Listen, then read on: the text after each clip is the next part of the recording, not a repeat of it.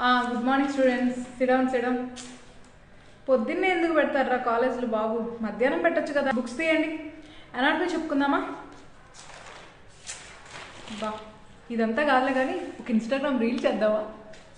Roll number 1 దివ్య. ఏంటి 100కి 98? బాగా చదువుతున్నావు. ఎంతైనా నా స్టూడెంట్ అనిపించుకున్నావు పో. 4 limbsలో బోన్స్ చెప్పండి.